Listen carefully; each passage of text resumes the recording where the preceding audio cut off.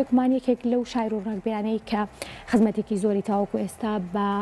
کتێبخانەی کوردی بە ئەدەبیاتی کوردی کردووە ئەویش تەڵعەت تاهیرە توانیوێتی کە لە نێو پێشانگای کتێبا بێگومان لە شاری هەولێر کۆرەگرێک بخات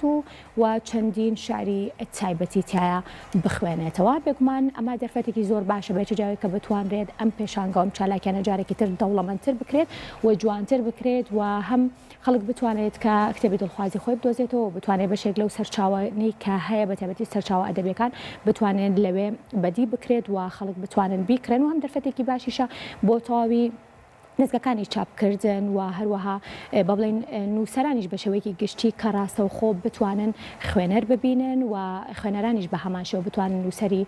بڵێن بەشێک لە کتێبەکانی یاخود ئەو نووسەرانی کە بەناوبانگن و کتێبەکانیان ساڵانە خوێنەرێکی زۆری هەیە بتوان لە نزیکەوە با بڵێن خوێنەرەکانی خۆیان ببینن بۆیە یەکێک لە ئەو شاعیرە هەرە دیارانە کەویش زۆر بەڕێز تەڵعەت تاهیرە بێگومان توانیوێتی لە نێو پێشانگای کتێبە کۆرێکی تایبەت بە خۆی هەبێت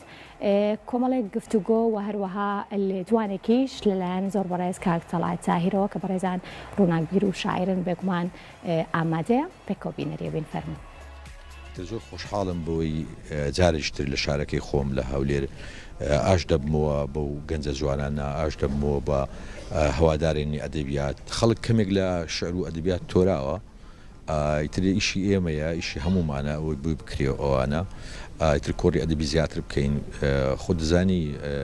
میلەتی ئێمە یان گەلی ئێمە مێژووشی ئزگار دوور و دێژی لەگەڵ شعر و ئەدەبیات هەیە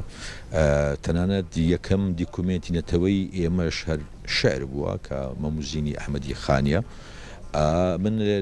لەو کۆڕەدا باز لە ئێستای ئەدەبیاتی کوردی دەکەم ئەوەی ئێستا دەگوزەری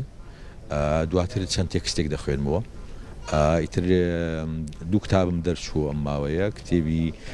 کتێبێکی شعر و بە ناوی تۆ ئیمزای منە کتێبێکی تریش دنیابینی ئەدەبی من بوو بە ناوی ڕۆژگاری وشک و چاوی تەڕ ئیتر لە وەکو چالاکێک لەم کۆڕەیە ڕێوڕسمی ئیمزاکردنی ئەو کتێبەشمان جێبەجێ کرد.